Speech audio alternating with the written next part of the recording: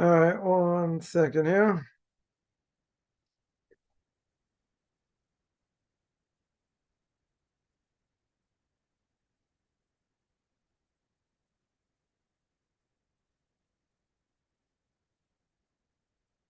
All right, 1 second here.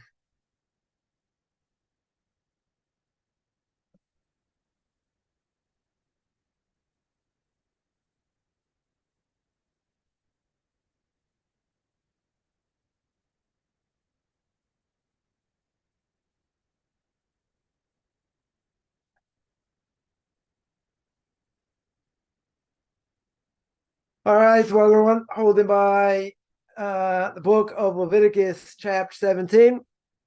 Again, want to welcome everyone holding by the Book of Leviticus Chapter 17. We are in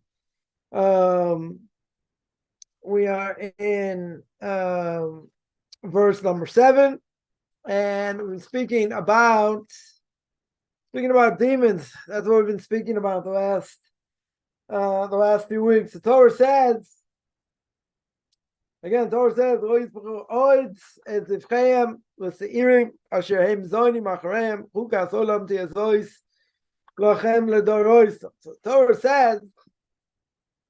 Torah says that there are no longer slaughter sacrifices to demons, right? I guess there's a problem of sacrificing to demons, after who they will go astray, and there shall be an eternal decree to them for all generations. So we spoke quite a bit about the fact that demons have certain character traits like humans.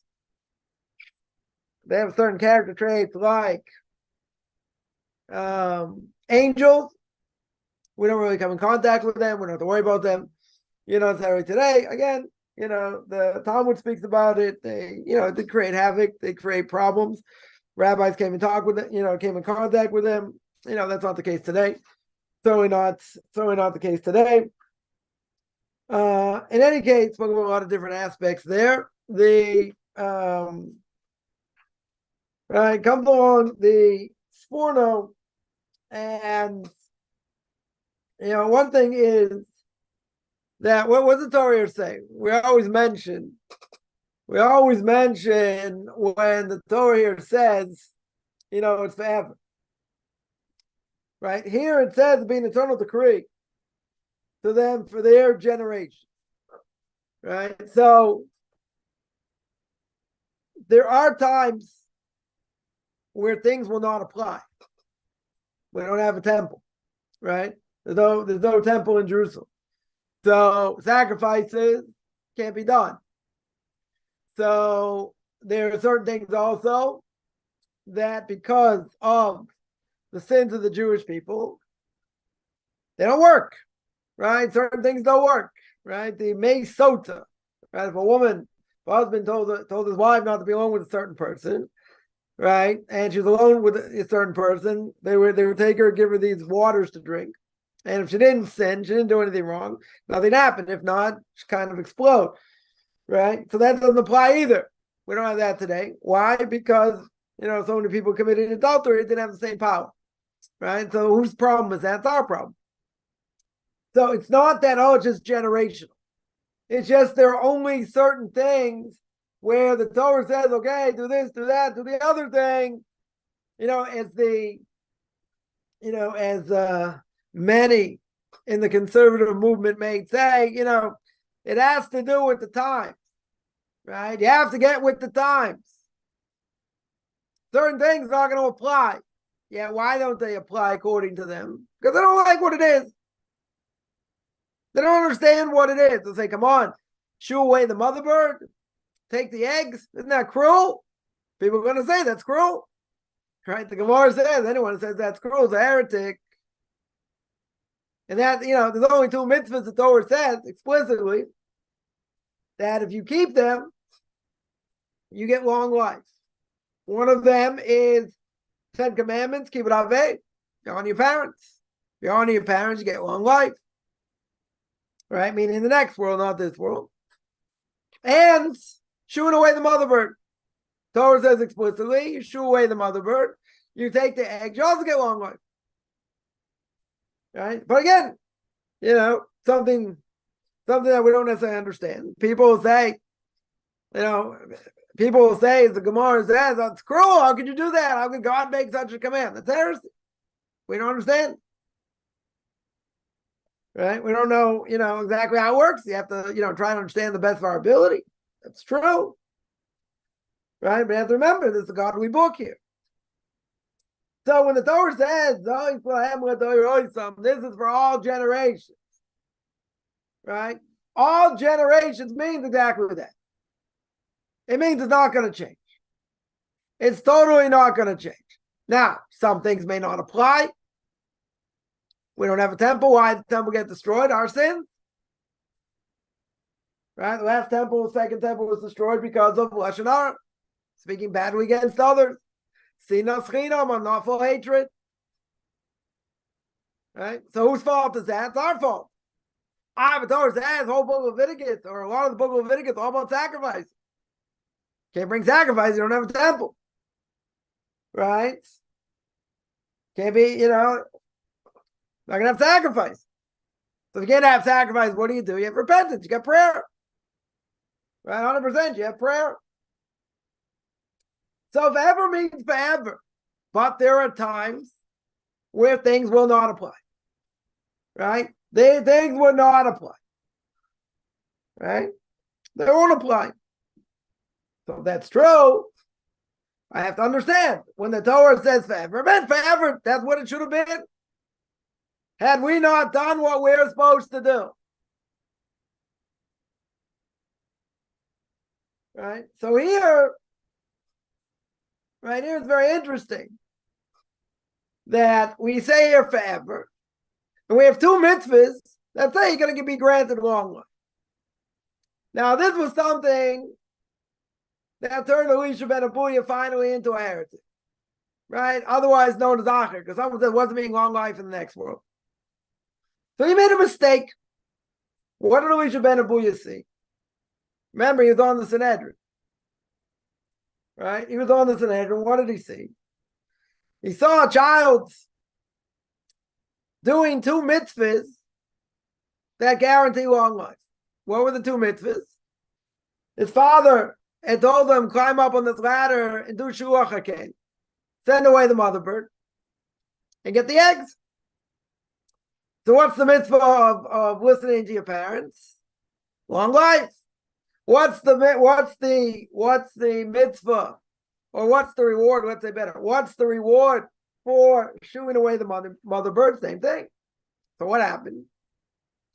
The Gemara says as he's coming down, with the eggs, he fell off the ladder. This child fell off the ladder and died. So for that, Elisha ben Abuya said, the Torah can't be true. How can the Torah be true? The Torah tells me explicitly, right? The Torah says you're going to get long life for both mitzvahs.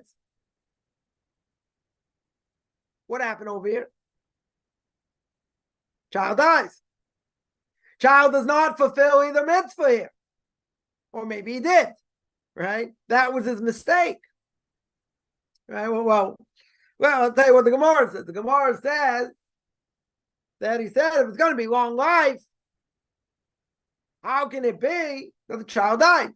He should have lived to a ripe old age. So the Gemara answers, he made a mistake. The rabbis told him he didn't learn the verse. He didn't know how to learn the verse over here. The verse says he's going to get long life. Doesn't mean this one. Doesn't mean he's going to live in this world. He's going to live in this world for a long time. Doesn't mean that. Right? So we'll see what that means in a second. What long life in the next world means. What comes on the Ben Ish Chai more than 100 years ago, wrote, 60, 70 books. He's got a commentary on all these esoteric Gemaras. Right? These Gemaras that a friend of mine would say you learn in 5 minutes or it takes you 5 years. Right? So he says over there, and he would actually, right after, prayers in the morning, would explain, these Gemaras to his, the people in his community, right? So I always say, either you understand it straight away, or it's Kabbalah. That's it, nothing in between. So imagine with the people in his community who he's teaching. Yeah, so when he explains this, he says like this. He says, according to what the Gemara says, Elisha ben Abuya said he's doing both mitzvahs. Right? He's doing both mitzvahs over here. He's honoring his father by listening to him and climbing up the ladder to get the eggs. And he's doing the mitzvah, Shiluach HaKen. He's doing the mitzvah of shooing away the mother bird. Very good. What's the problem? Says the Ben Ish Chai, he didn't fulfill either mitzvah. His father wanted him to take the eggs and bring them to him. What happened? He fell off the ladder. Scrambled eggs. Scrambled eggs. He fell off the ladder. He died. He didn't fulfill the mitzvah of Shiluach HaKen. He didn't fulfill the mitzvah of honoring shooing away the mother bird. He did not fulfill the mitzvah of honoring his father. So the Ben Ish Chai says he missed the boat altogether. He didn't fulfill either mitzvah. So that doesn't apply what he said. That doesn't apply what he said. That's how the Ben Ish Chai explains. That's how he explains this Gemara. Very good. Right? Now, what did the rabbis explain to him? The rabbi said to him, you made a serious mistake. You didn't understand Pshat in the pasuk. You didn't understand the explanation of the verse. Because the verse says you're going to get long life. You see, the child died. Can't mean this world. Now, what does long life in the next world mean? Right? So, as a pure soul, life is infinite. I mean, unless God destroys the soul. So long life means it continues forever, right? The soul should live on forever. Even to get judged in Gehenna, even if it gets judged in hell, it gets fixed up. That's what it means. When a person dies and they have to suffer in Gehenna 10 months, 11 months, whatever it is, the soul gets purged of all the sins. So hopefully there should be something left of the soul. Very good. So the soul's infinite, unless God destroys it. God can pound that soul forever. Right? And, the punishment can be extremely severe. The soul can take a lot of punishment, even a non-Jewish soul. Right? Famous story, the Gemara says by Titus. Titus says, before he died, he said, burn my body, scatter my ashes all over the 7 seas. So the God of Israel can't judge me. So what does the Gemara say? What's his judgment? Every single day, God gathers his ashes, puts them back together because God can do that.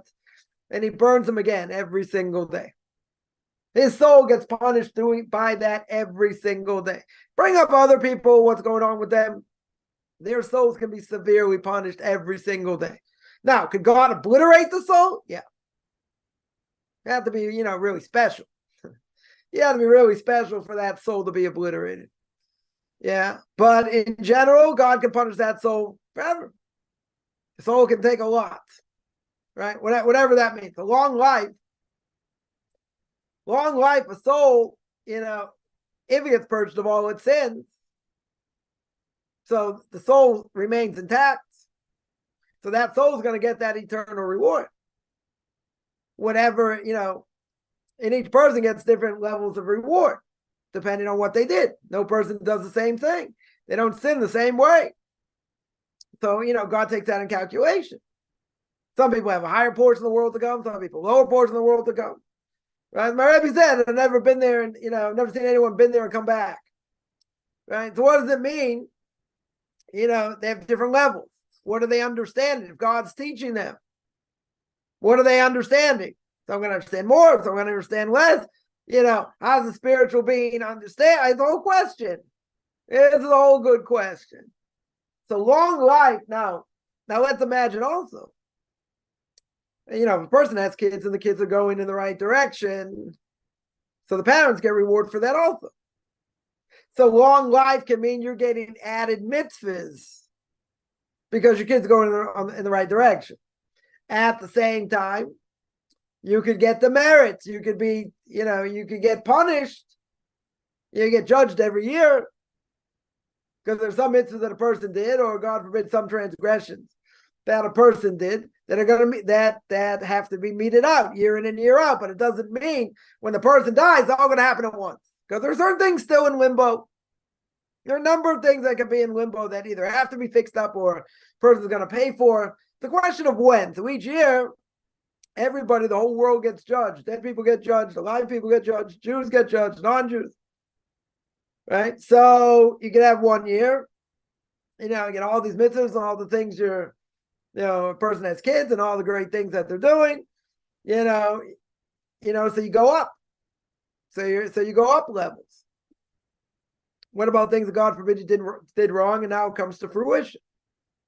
Now finally the thing gets meted out, so now you lose, right? So when a person gets judged even after death, right? People will say, "What's the best mitzvah to do? To have the longest benefit is kiruv, trying to draw people closer to Torah mitzvahs, because when they become closer to Torah mitzvahs, you get the merit of their mitzvahs, and exponentially." It's a huge thing. You make someone religious, you help make someone religious, you get a portion in their mitzvahs, and that's forever. You might get a portion in their sins also, right? You don't know what you're doing, but you get a portion in their mitzvahs. So that exponentially every day, person's getting more in his bank account.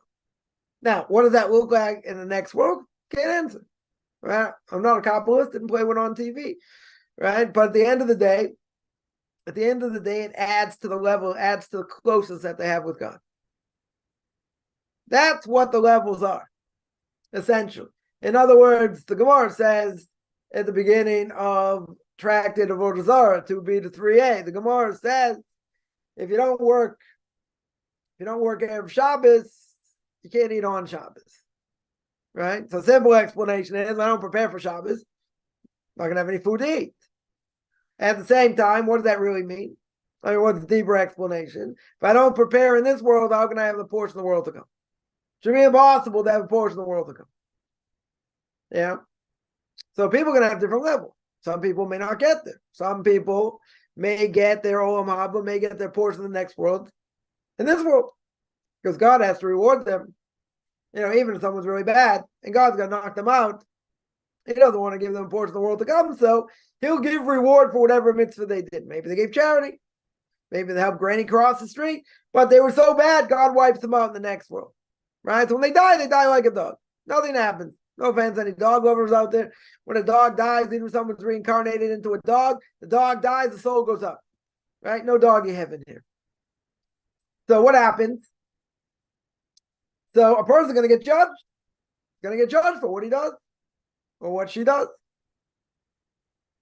And if a person is really bad, which is not most people today, but if a person's really bad, God has an obligation to reward them for any mitzvah they've done in this world. He's got an obligation to reward them. Right? Because it wouldn't be fair. In other words, God could say, wow, you're so evil, I'm not giving you a reward. Can't do that. He can't go against the system he set up. There's reward and punishment, even for evil people.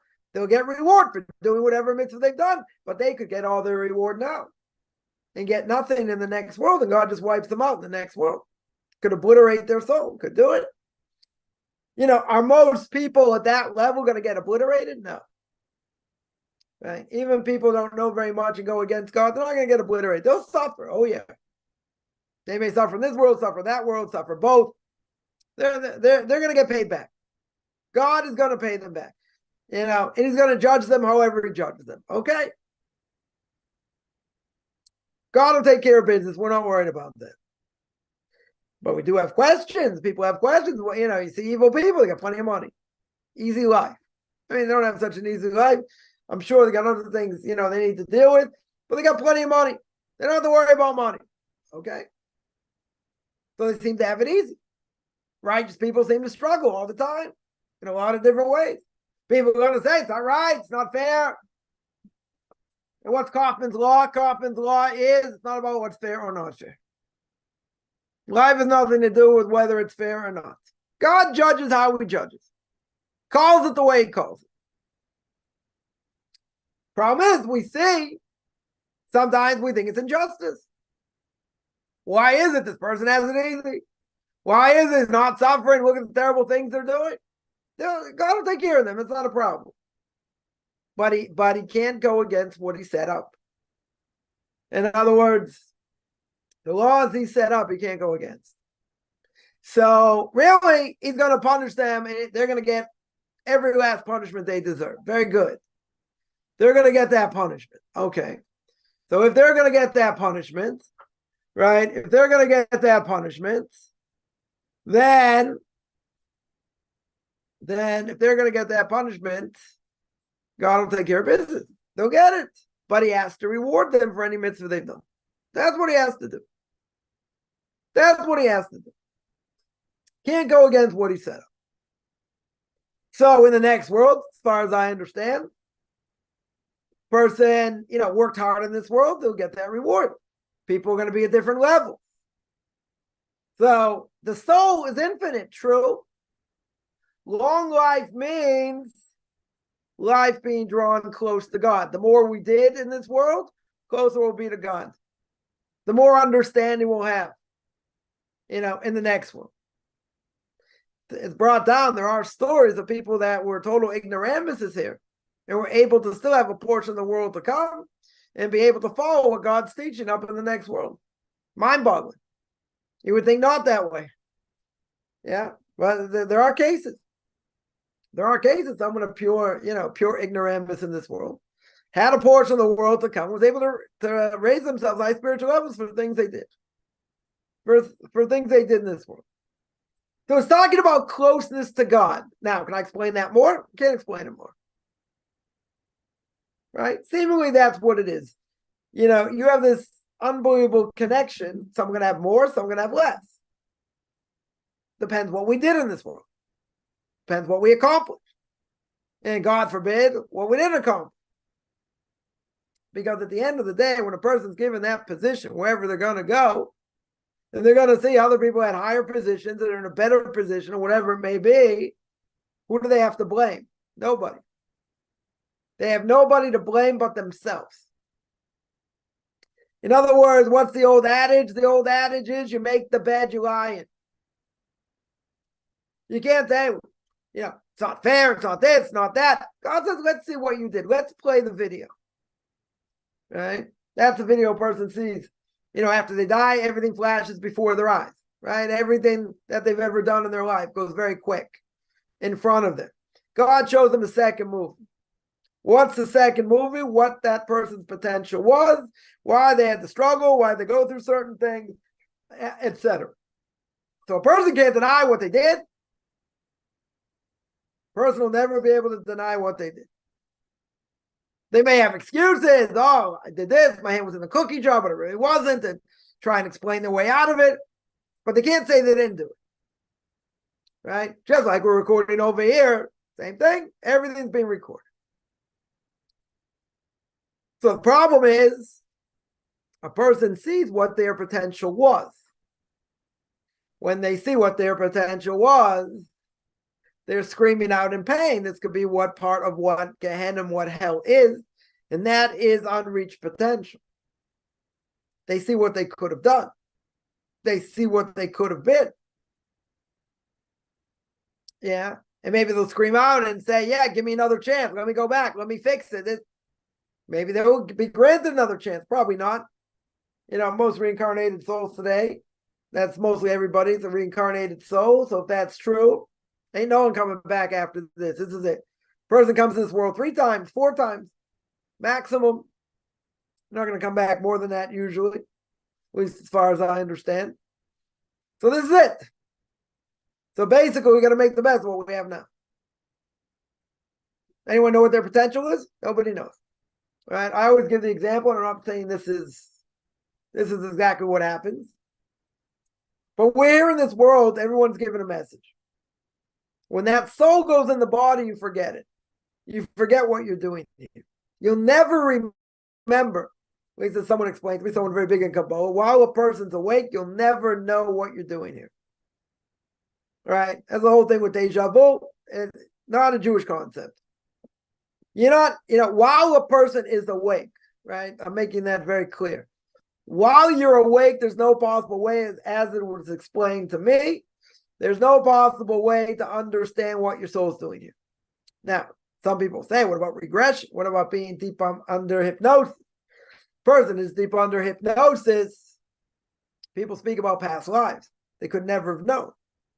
They said, yeah, I was born in the 1700s and I went through this, I went through that, but they'll never remember while they're awake. So some people will say, yeah, regret, that's not a contradiction. That's not a contradiction. Person's asleep. They're not awake. They're deep, deep, deep under hypnosis. Okay. So I asked one of my rabbis very much steeped in Kabbalah. And I asked him this. And he said that shouldn't be able to happen. According to Kabbalah, while you're in this world, that part of your psyche, whatever, should never come out. How do you explain regression? He didn't have an answer. He didn't have an answer. He said, but according to Kabbalah, it should not be that way. Right? I don't have an answer. Right? I don't have an answer for that. But so how do we know what our potential is? How do we know what we're here to fix? Everybody's got a message. Everybody, we don't know what it is. But God puts a person in a certain body. He's going to have certain parents, siblings, against your will, right? The Mishnah Perkei Avos, will get there in about 98. The Mishnah Perkei Avos says, you're born against your will, you die against your will. Right? And Kaufman would say in parentheses, you still have to live. Right? You still have to live. Very good. You still have to live. How do you know what your potential is? So how do you know what your potential is? So I heard explained to me once again, I'm not saying this is the explanation. We're here to fix something up. Or it could be multiple things. But we're here to fix something up as part of ourselves. So someone once explained to me, like this. Imagine there's something that you would, you'd rather slit your wrist with glass. Or, I won't be gross here, slit your eyeballs with glass before you do it. It's something like you never, ever want to do. For some people, it's saying thank you for someone helping them. For some people, I don't know, whatever it may be, it's the last thing in the world they'll ever want to do. Like, it goes so much against their grain to do it. Someone explained to me that could be, I'm not saying it is, that very well could be what you're doing in this world, right? What you're doing in this world to fix, right? And that's a hard thing.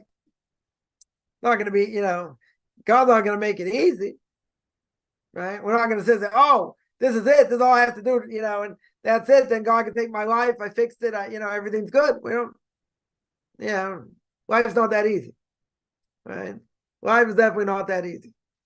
So again, is that how it works?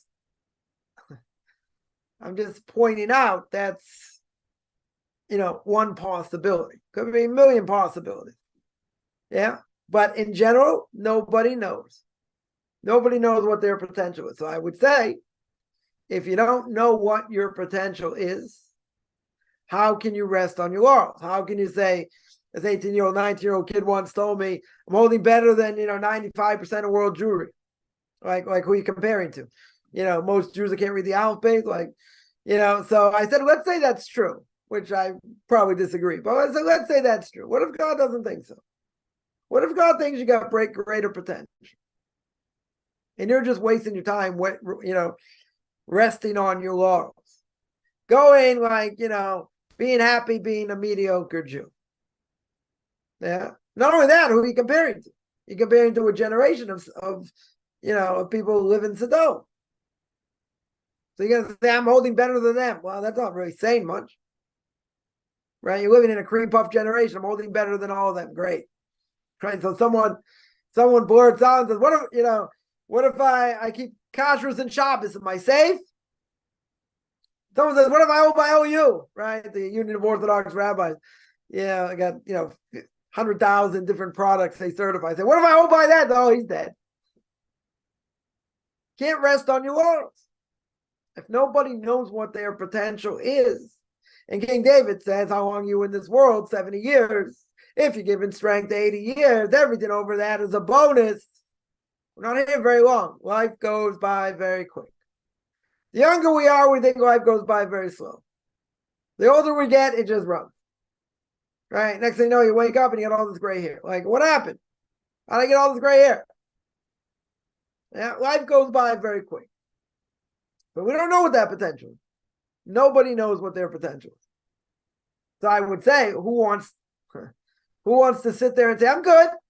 I've heard this many times, makes me want to puke, right? Say, I'm good. I'm happy being mediocre. Really? Go into a job interview and tell them that. You want this job, whatever it is, and tell them I'm not really good at it very much. I just like to slide by. I like to be just equal, right? On a good equilibrium. I don't do anything really so ecstatic, so outstanding. I do things okay. I know how to write okay. I know how to think okay. Yeah, I'm just mediocre. Next. You're going to get hired for the job? You ain't getting hired for the job.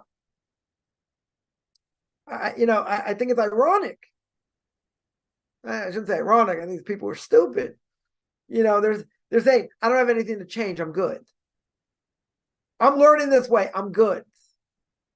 I don't need anything else. You really?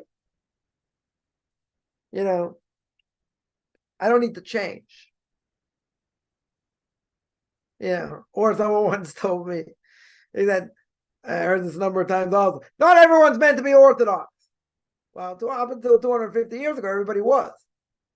More or less. So we'll call America other things that got in the way. Then you got the Reform movement and other movements or whatever. But up until 250 years ago, everyone was the same. So more religious, less religious, doesn't matter.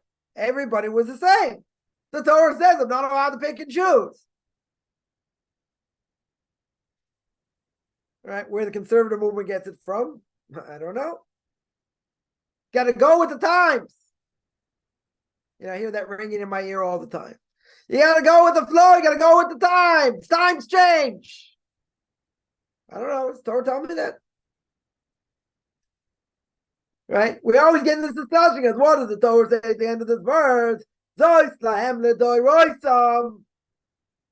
allowed to sacrifice the demons forever. This is the law forever. What? The whole Torah is not forever? The whole Torah just goes according to the times? I don't think so. Not what my Torah says. So if you're reformed, very good. Their goal is just to do whatever they want. Their goal is to uproot Torah mitzvahs. That's their goal. They said that at the very beginning. Conservative movement started out Orthodox. Essentially, they started out Orthodox. Claimed to be a halachic movement. Until a number of years ago, they weren't. And they did certain things. They said, we're doing what we want to do. Okay. They took themselves out of being a halachic movement. Very good. So we know they don't hold by it. Okay. They know. Everybody knows now they don't hold by it. Good. That's not how they started out. Right? And a lot of the rabbis, when they started this movement, they're all Orthodox. So up until 200 years ago or so, everybody was Orthodox, more or less. So what changed? So the conservative movement says we wanted to bring Judaism into the 20th century. We wanted people to be able to keep it, pass it down, but be more modern. Right? Let it speak to us. The Reform movement went off, they went off the boat a long time. Right at the very beginning. Right? They feel like doing it, they don't feel like doing it, they make it up as they go along. They were never halachic. They never went according to Jewish law. That was never their goal. They changed a few things at the beginning that weren't major things. But then that just opened up a whole Pandora's box. But as I would always say, it doesn't really matter. If you can't pass it down and you have 50, 60% or higher intermarriage rate, it doesn't work. Because the Torah says many times, as we mentioned, you got to be able to pass it down forever. It's not like, it's a good try. We did our best. Judaism died. If you'd ask my parents' generation, Judaism might die. They'll feel it. They'll feel the pain. They don't want Judaism to die. They want to feel good about their Judaism. Okay. You ask later generations, my generations after, Judaism die? Is anyone really going to care? I don't think so. Most people are not going to care. Because it doesn't mean anything to them. Right? Especially what's going on today. You go out there looking visibly like a Jew, you get attacked. And even if you're not religious, you say, why are you attacking me? Attack them.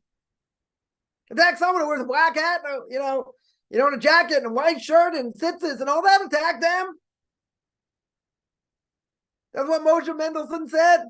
You want to be a Jew, what religious Jew? Very good. Do it in your house. Don't go show it off. Don't wear it on your sleeve. Be like everybody else outside. That's going to stop anti-Semitism. Comes from Chanan Wasserman, Shem Yikam Damoy. God should avenge his blood. He brings down the epics of the Messiah. And he says like this. He says, you want to be more a non-Jew than a non-Jew, they're going to hate you. And that's exactly what's happening in every country. Jews, the joke is, you put Jews in a lot of countries all over the world, and Jews are successful. They stand out everywhere. Everywhere. You put all the Jews in one country, it's a disaster. Put them in Israel, it's a disaster. Right? Without even going into that. Jews are successful. They want to be like everybody else. So if they're not going to learn Torah, why do you think you got Jews, lawyers, doctors, what do you call it? Nobel Prize winners, Pulitzer Prize winners, exponentially greater than any other ethnic group. Exponentially. Right? Even if we're less than 1/1000th of the world's population, that boggles the mind. So many Nobel Prizes. We give charity more than anybody else. Exponentially. Doesn't make sense logically. We're such a small nation. But if the soul is insatiable, and if the soul itself really, what does it want? It wants to attach to God. That's the whole point. Because the Ramchal says in Derech Hashem in his introduction, he says also in Path of the Just, why did God create the world? God wants us to benefit. He wants us to benefit from this world. He wants to give of himself, because he didn't create the world, obviously, for himself, because that means God has needs.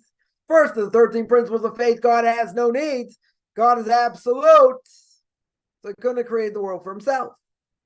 So what did he create the world for? He created it, right? He created for us. He could have created it for himself. He for sure created it for us because he has no needs. Right? So if that's true, right? If that's true, then what do I see over here? Then the whole point is someone put this up in a post, and they say, what's the point of life? Like, what are we doing here in this world? What's the point? So yeah, it's very simple, to be close to God. That's the point. Like, how are we supposed to do that? Oh, that's what we're learning. God made a book himself, passed it down to Moses. It's called the Torah. It explains what we're supposed to do, what we're not supposed to do. The more you do for him, the closer you get. When you take steps backwards, when you sin, you go further away. But thank God, there's always repentance. You can always try and draw closer. We live in a world of distraction, true. Big world of distraction. What can we do? We got to fight it with Torah mitzvah. That's what we have to do. That's our obligation. Right? That's our obligation. So the next world, as we call it, right? A person has an infinite soul. The soul doesn't get destroyed, which hopefully it shouldn't. If the soul does not get destroyed, then what happens? It's going to get reward for the mitzvahs it does. It did in this world. And if they have kids and they helped other people, they get the benefit of that. If God forbid they sinned, they get punished for their sin. Doesn't offset. The reward you get for the mitzvah does not offset the sin. The sin you got to get purged for. Your soul has to be purged. You have to get punished. One of the 13 principles. There's reward and punishment. You have to go through it. Nobody wants to go through it. People would say, we say every day, don't bring me to trials and tribulations. Problem is, if you don't have trials, you don't grow. So people would say, isn't it better not to have trials? It's catch-22. If we would know what suffering does in this world, we would have said, give me more, but it's too late. And not only that, even if we understood in this world, we understood how much suffering helps a person and cleanses their soul.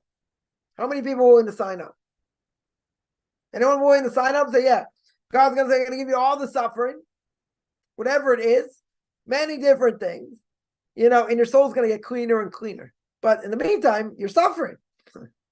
You're going through seemingly unbearable suffering. Anyone want to sign up? I don't know how many people are going to sign up. You'll say, well, it depends what it is. Depends what it is. If it's not so bad, okay. It depends. People are going to start asking questions. Can I do this? Do I get that? Don't mean anything. Just don't give me this, or don't give me that. And what does God do? He gives you everything together. Yeah, we don't have a choice here. There's a reaction for what we do. But the point is, again, I've heard it many times. I always hear it ringing in my ears when I hear someone say it. And they're like, I'm good. What does that mean? What does that mean, I am good? What they're telling you is, I don't need to change. I'm okay where I am. I don't need to do anything. God didn't want everyone to be Orthodox. Man, I hammered this, bro. I said, really? I said, you know anything about Jewish history, right? Up until 200 years ago, everyone was Orthodox. That's the line. Everybody was Orthodox. Some level. Some more, some less. Conservative movement's only 100 and some odd years. Right? 4 movements, same thing. Right? 150 years, maybe. 130 years, whatever it is. Up until that point, okay, yeah, people were idolatrous and other things, good. Rebbe Chanan speaks about, in Epics of the Messiah, you lost so many thousands and millions of Jews to what? Communism, socialism, democracy. But everybody was religious. You didn't have these made-up groups. I'm going to uproot Torah and I'm going to make Torah my own mind. Right? I hear people say, fine, that's what you believe. I believe different. Great. You believe different. I have to accept the garbage that you believe in. Well, I have to accept it. Right? It's heresy. What are your sources? Like someone told me, it's in my heart. Well, I don't care it's in your heart. So what if it's in your heart? So it sounds very nice. I said, oh, so you have any sources for that? Maybe you have a midrash for me. You have something in Tanakh for me. You have a Gemara for me. That's what my heart says. I said, that wasn't the question. You're making a very bold statement. And you're saying, I would never do this and I would never do that. Talk about intermarriage. Right? We're talking about intermarriage. So I said, you agree the Torah says intermarriage is forbidden. Torah says it a dozen times. More. One of the worst things the Jew can do, the intermarry. Yeah. 2 things God hates more than anything else. Right? Immorality and idolatry.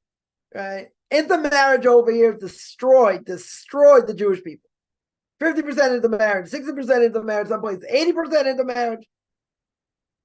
Right? Many say in Germany, in Germany before the war, 80% intermarriage. 80%. Now, is that the reason the Holocaust happened? Not going to say that. I mean, I think it's a factor, definite factor. Plus, people are saying, we want to go back to Berlin. We want to take out of the prayer books what the Reform movement did. We're not going back to Zion. We don't want to offend anybody going back to Jerusalem. We're going to offend the Palestinians that don't exist. We don't want to offend anybody. We're very happy here in Berlin. Now, could that be a factor? God said, oh, you're happy in Berlin? You have no interest in going to Jerusalem, and you want to rip that out of the, the prayer book, out of the Shemona Esrei? Let's see how that's going to work for you. Now, is that the reason it happened there? I'm not saying it's the reason. Right? There are a lot of factors involved here. You're not going to tell a Holocaust survivor, though. This is, they lost all the families and all because of intermarriage and this and that. They'll never hear it. It's a divine decree. We don't know why. These things did not help. They did not help at all. So based on that, bring about God's anger. But people can, when people say, oh, had someone tell me the big fish in the small pond. Yeah, I still think it's going to save the synagogue. right? And like none of them are really that religious and whatever. They're like, yeah, I love going to synagogue, I love doing this, and I learned with somebody, I learned Gemara. I was like, how can you learn Gemara without having someone teach you? He's a Jew, okay, you can learn, very good. You need someone to teach you. Doesn't matter if you have art school, doesn't matter if it's translated. People can parrot what it says, doesn't necessarily mean they know what it is, and they know what it means. Yeah, maybe some things will get more, some things will get less. You need someone to teach you. So, so I told him, listen, I'll set up time. I'll take time. I said, tell me whatever you want to learn. We'll learn. I'm good. Yeah, what are you afraid of? I know what they're afraid of. I know exactly what they're afraid of.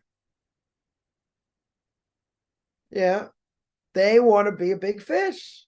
They don't want to have to change. They don't want to be different. They don't want to have to say intermarriage is bad. Right? The person got two brothers who were intermarried, or one wasn't intermarried, but had kids who were non-Jewish women. So all his nieces and nephews are all going. They're all non-Jews. They're all non-Jews.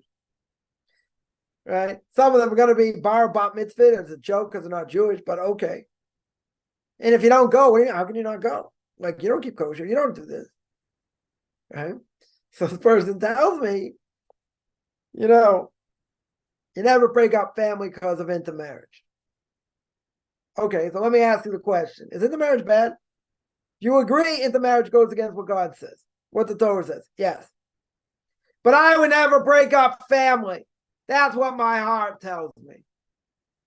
Okay, it's not the non-Jew's fault. No one's blaming the non-Jew. They have an obligation. Is there any problem for them marrying a Jew? Not for them. Is that putting a stumbling block in front of a Jew? Oh, that's a good question. What's the answer? No. Non-Jews not liable putting a stumbling block in general. Right? So every time they're intimate, it's not the non-Jew's fault. They're not liable for anything. It's the Jew who's got the problem. So where does this mediocre garbage come out? I'm happy, like someone tells me, had a conservative conversion, ruined his kids, same family. Father had a conservative conversion. So the father made a statement, and I just sit there not saying anything. I mean, person says like this: without people like you, meaning me, Orthodox Jews, Judaism doesn't survive. True statement. But then he said, but you still need people like me. What's the answer?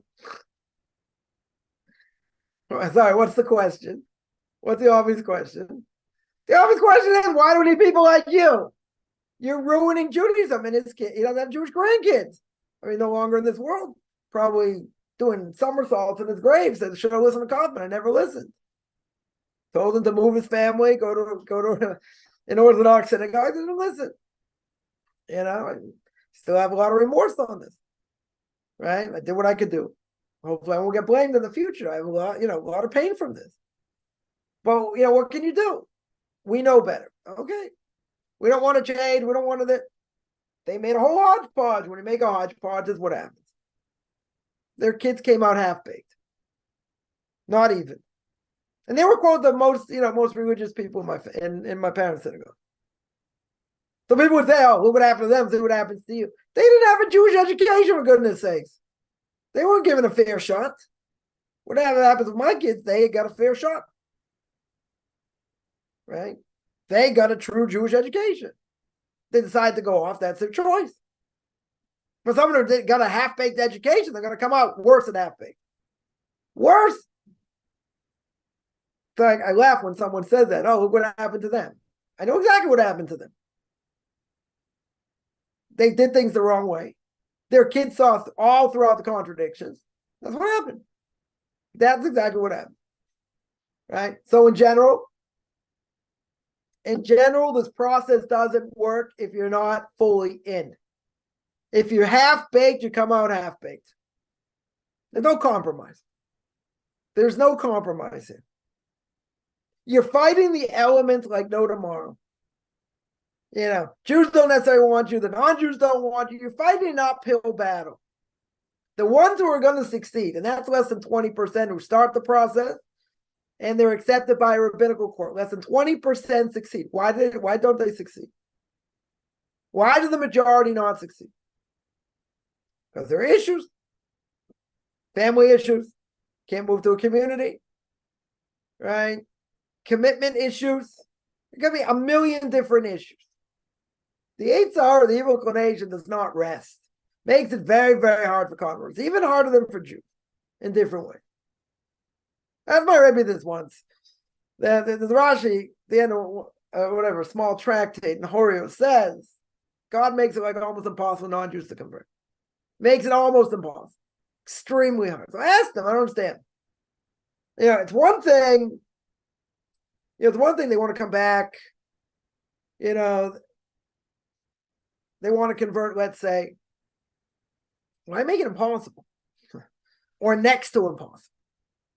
I've heard many people say the standards for Orthodox, to be an Orthodox Jew, is too rigorous. It's too hard. So I always tell people, okay, so what should we take out? Kashrus? Family purity laws? What should we take out? How should we make it easier? Water it down to make it easier. So someone told, I had someone say, they made it way too hard. I wasn't feel welcome, this, that, and the other thing. So I became a conservative Jew. Do you believe being a conservative Jew is the right way to go? No. But that's the only choice I had. No, you had a choice. You took the easy way out. You read a few books, you became Jewish. Okay. Probably still can't read Hebrew. Probably still not keeping what you need to keep, not even close. But I've had many people say, I want the title. I had someone tell me, even crazier, told the story before, that somebody already paid a certain amount to have Reform conversion. They don't believe in a Reform conversion in general. At least that's what I thought. Yeah. So they couldn't get out of their head. They said, but I already paid for it. I said, okay, so let's say, he kept saying it over and over again, but I paid for it. So I said, okay, so let's say you gave money to a bad charity. Let's say you gave it to a bad charity. Okay. I said, you and I know, and everybody else knows, what's that paper worth? You know what it's worth? It's not worth anything. Right? But what was the mantra? The mantra was, but I already did it. I already paid for it.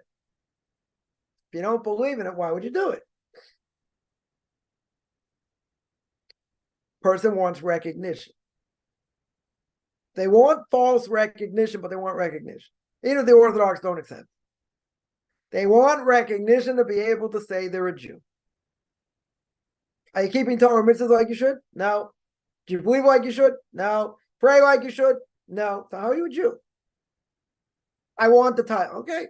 You're talking apples and oranges. People want what they want. So what? If you're going to do it, you do it right. If you can't do it, you can't do it. Person married to a spouse doesn't want to convert. Okay. You make a choice. Either get divorced, which I never recommend unless there are other issues. Right? Or we say, no, I don't want to be a Nohai. Okay. Again, what's your choice? If you convert, right? Everybody keep this in mind. If a person converts and their spouse does not convert, so now you're a Jew married to a non-Jew. Why? An Orthodox rabbinical court is not going to convert you. And it's not the non-Jew's fault. They don't have to convert. You're now a Jew. You can't be with a non-Jew. And every time you're with a non-Jew intimately, you're over Torah prohibition. Torah prohibition. This is not a joke. This is not silly putty. This is not something you play around with. Either you're going to do it, you're going to do it right, and you're going to do exactly what you need to do. And if you can't, you can't. Or you have to wait years to do it until you're able to do it. And someone tell me, yeah, I'm already halfway up the ladder. Okay. And I gave them plenty what to think about. They don't know what to do.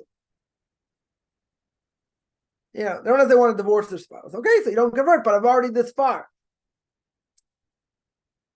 There's no mitzvah to get divorced to be a Jew. There's no mitzvah, none. Person can say, but it's so important for me to convert. I get it. Being a Noahide second best and this and that. So what do I tell people? Person wants to be a Noahide, guess what? I can keep you busy for the next 250 years you want to learn. Plenty what to learn. You're going to say, but there aren't so many mitzvahs, not so many, prayer, I can say whatever I want. And when it comes to, ritual, I really can't do that much. Okay, you're limited. There are limitations. That is true, right? I can't move to the Jewish community per se, and whatever. Okay, there are limitations. I get it. Not everyone's meant to convert. But if you're going to do it, you have to do it right. Can't make a joke out of it. The Rambam says there are 24 things that stop a person from repentance, brings it down in the laws of repentance. One of them is you separate yourself from the community. You got to be part of a community. Right? So I've had a number of people tell me, doesn't say anywhere in the Torah, doesn't say anywhere in the Talmud, doesn't say anywhere in the commentaries, you got to live amongst Jews. Okay, idiot. You're right, it doesn't. Well, I wouldn't call him an idiot, but it doesn't say that. True. How are you going to learn to be a Jew if you don't live amongst Jews?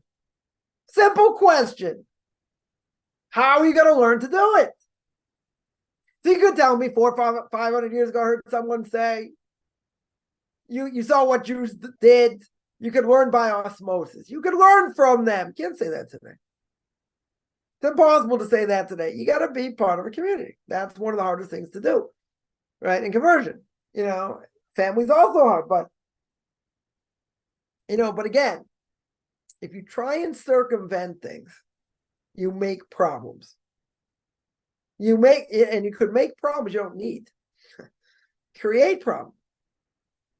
Right? I spoke to someone, a while ago. They said, well, I got a lot of obstacles, to overcome.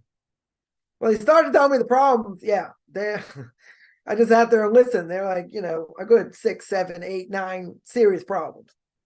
Right? They're going to have to really jump through hoops to convert. This is going to take a long time. Long time. Certainly not for now. Years down the line. Yeah. But it's complicated situations. Converting's a huge thing. But depends at the expense of what. Someone's getting divorced anyway. Okay. If you're on the same page, very good. If you're not on the same page, you got to make a choice. But if a person has a healthy marriage, relatively speaking, they wouldn't have got divorced otherwise. So what's the issue? You tell me, what if you have kids and the other one's a Christian? Okay, that's an issue. How are you going to bring up kids? Okay. Can you be married to a Christian? Yes. Could you get married in church? No. That's a no. So, there's certain things. I know someone told me they're going to try to marry this one, that one, but you have problems with ceremony, idolatry. So you have to make it in a way that's not. These things are complex. The point is, a lot of questions here, which I'll get to, right? But the point is that you got to do it right. You got to do it right. Because if you don't, I guarantee you, and I'm not going to curse anyone here, I guarantee anyone who cuts corners will pay the price. At some point, not now, maybe not tomorrow, maybe not the next day. Somewhere down the line, you will pay the price. And then you hear my words ringing in your ears, say, I told you so. You didn't listen. You wanted to cut corners. Right? Some people took 3 years, some people took 5 years, some people took longer, and some took 10 years. 10 years was a different situation. And then this person suffered like a dog, but did what they needed to do. And eventually they converted. It can be a long process also. But if you do what you need to do, you'll get there. But yeah, you have to want it. Like King Solomon says in Proverbs, you got to want Torah more than anything else. More than rubies, more than diamonds, and that's it. You got to want it more than anything else.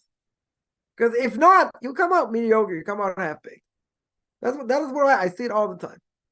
I see it all the time. Again, I'm not saying I'm a prophet by any stretch or the son of a prophet. But there are things that are obvious. There are things that are very obvious. If you don't do what you need to do, you pay a price. You will pay a price. It's inevitable. It's going to happen. The only question is when. All right. Someone says, what difference between Gan Eden and Olam Haba? Okay, that's a whole discussion. I don't want to get into. Different time periods. Olam Haba can be before, after the Messiah comes, before resurrection. Yeah. where the souls reside before the world gets destroyed and they come back in this world.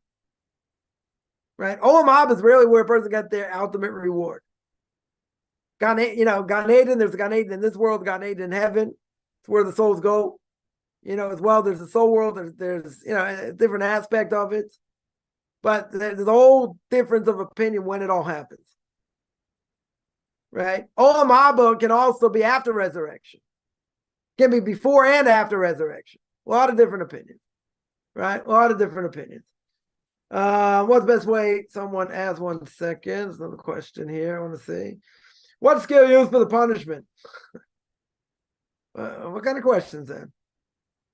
What do you mean? What's the scale? How do I know what the scale is? Yeah, 1 day is 1,000 years. We don't know. Nobody knows. Nobody knows. Let me ask you a different question. Right? Punishment in hell. Right? What is punishment in hell? Yeah. Burning, right? You feel like your soul's on fire. The soul is something spiritual. Now, before anyone calls me a heretic, I'm going to explain. The soul is something spiritual. Fire, something physical. Can something physical burn something that is not physical? Fire burns in the air. Anything happen in the air that we see? Besides, I don't know, taking oxygen out, whatever it is. But do we see anything it does to the air? We do sometimes see smoke goes up, whatever. But in general, when fire hits the air, anything happen? Nothing happens.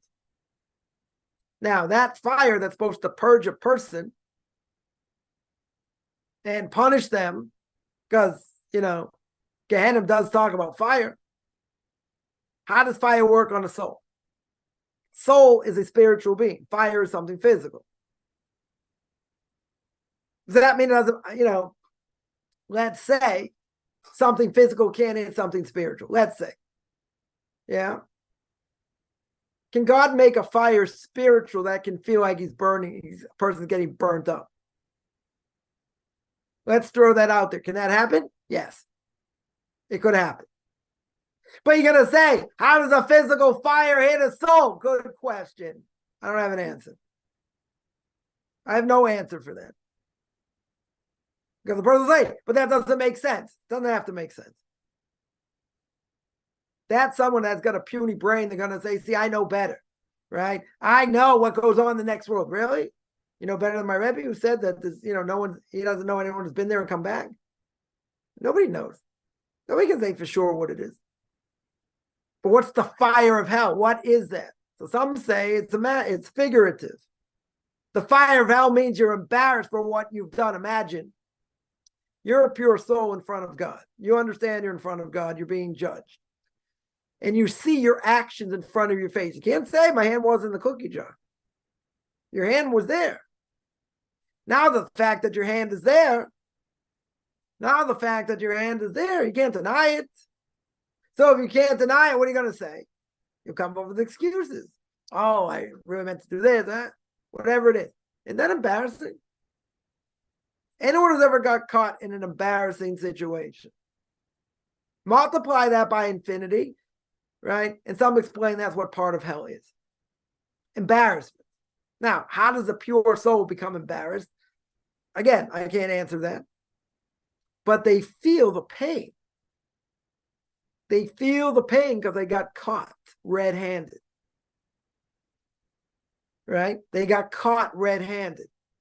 Anyone who's ever been caught red-handed doing anything, you're not justifying it per se. You're embarrassed.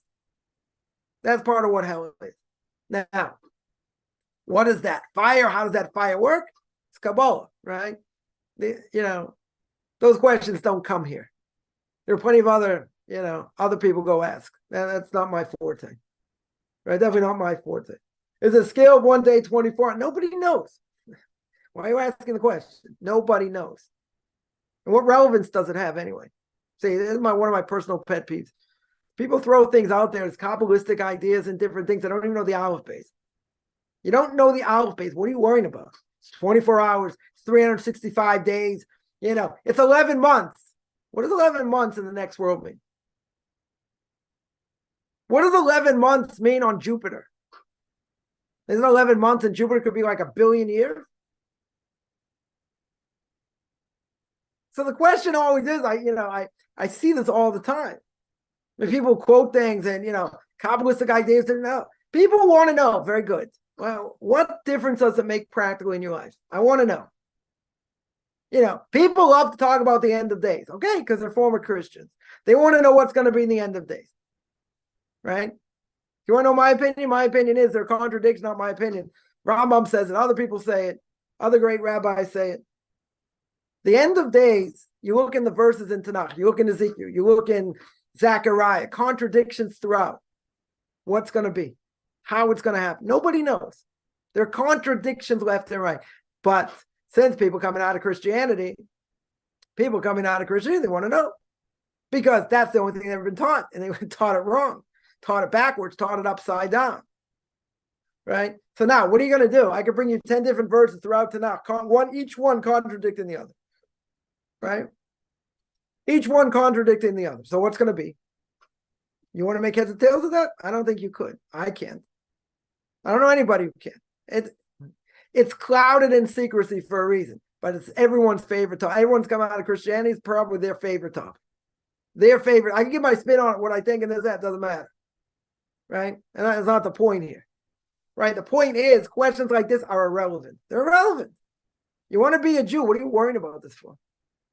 Why don't you worry about learning Hebrew? Why don't you learn about, making blessings and keeping Shabbos? Why waste your time? Or it's just a question people throw out there. People will throw out there, oh, what about this? And what about, whatever. Who cares? What is it relevant to your life?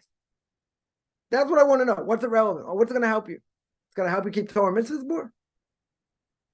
Or someone's going to come and tell you, hey, if you desecrate Shabbos and you do it on purpose, you'll be in the 7th level of hell. Does that help you?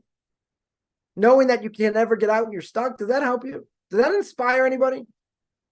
I had somebody, came, and he was desecrating Shabbos because parents put a lot of pressure on him. I mentioned this story before.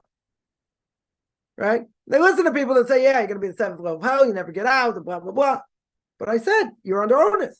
But I broke Shabbos. And I know what Shabbos is. Very good. You're still under onus. That doesn't change. That does not change. You're under onus. It's not in your control.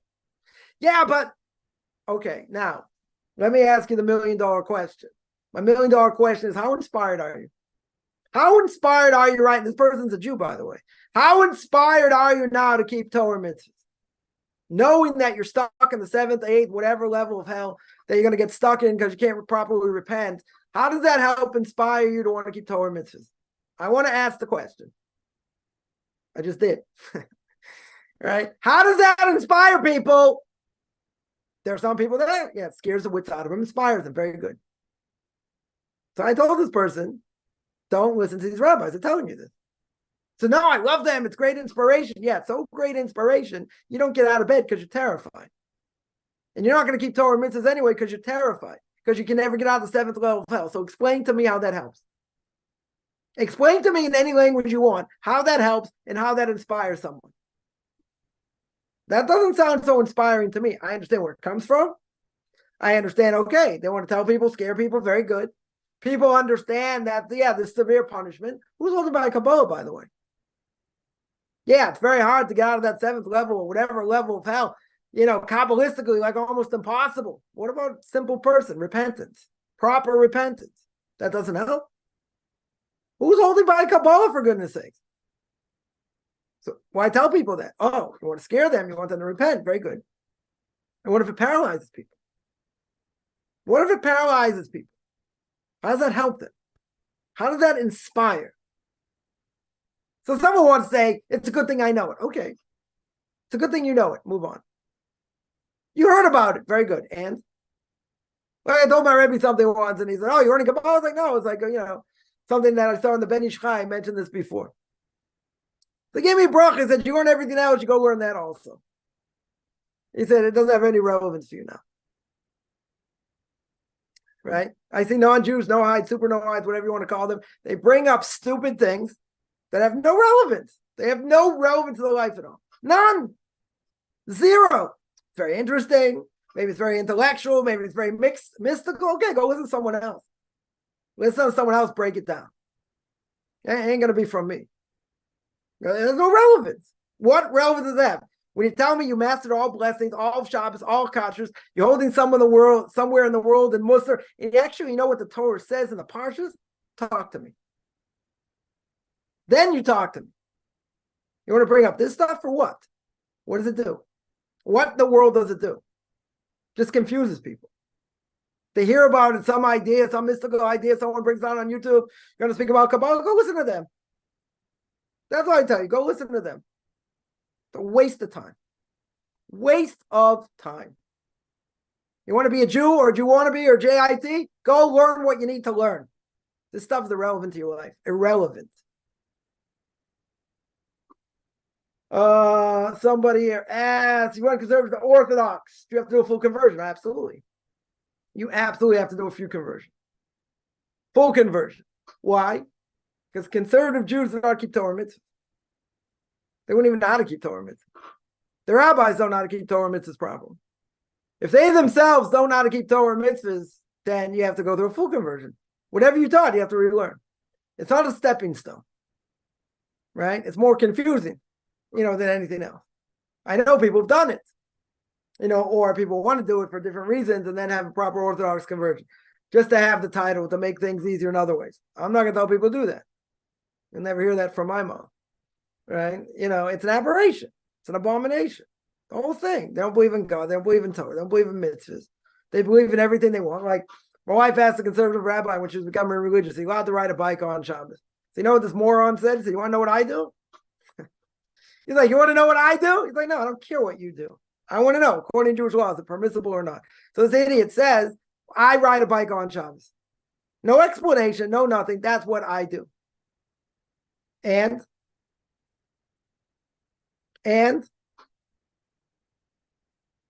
having a conservative conversion does not help. If on the rabbinical court, I'll put it this way, I'll make it real graphic. If on the rabbinical court, you get conservative rabbis, yeah? Let's say you have 3 conservative rabbis, men, we'll make it even easier. 3 rabbis on the rabbinical court. Now, I guarantee none of them keep Shabbos properly. If none of them keep Shabbos properly, they desecrate Shabbos in public, they have a status of a non-Jew.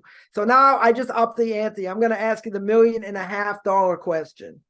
And the $1.5 million question is, you just had a non-Jew on your rabbinical court. You want to tell me that conversion's worth anything?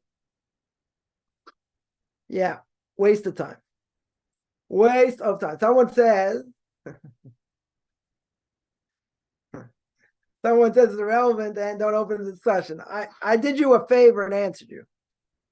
I did you a favor. I explained something and then I said why it's a waste of time.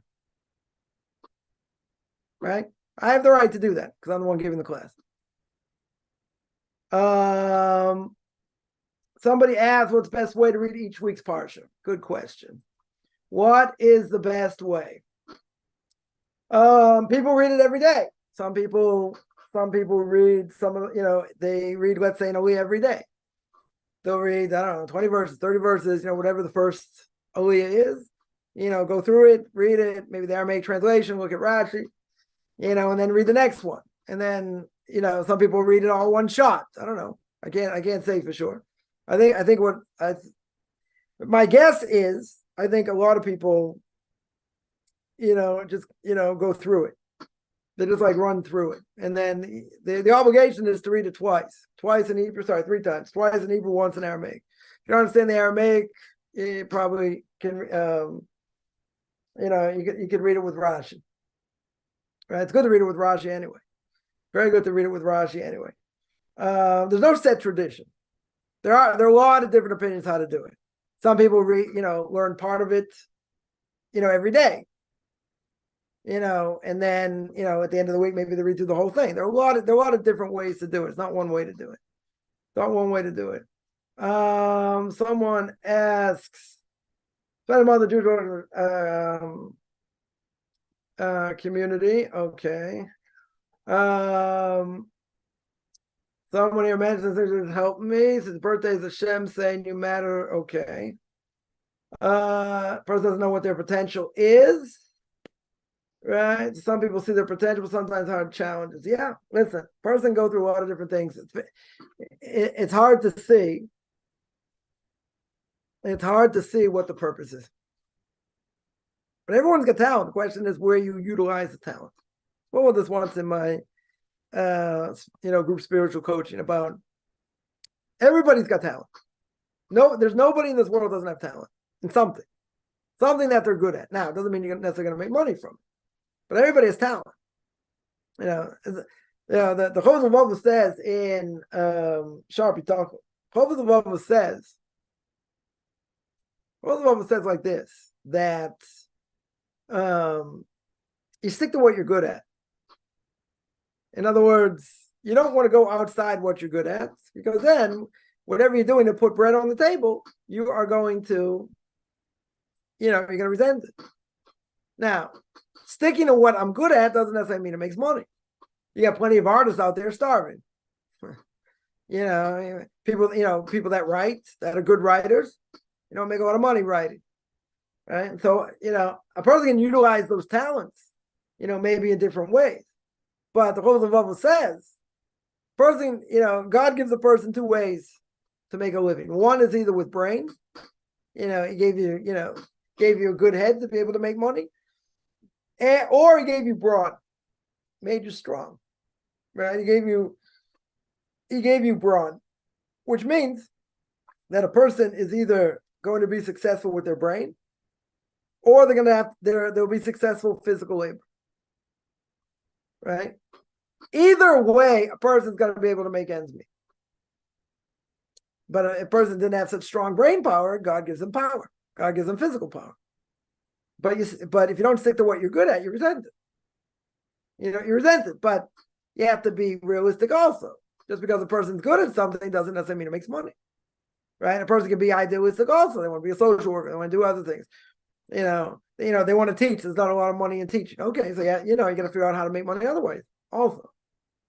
And unfortunately, there's been a lot said about the fact that people want to be teachers, and especially women in Jewish schools, they don't pay. You're making no money.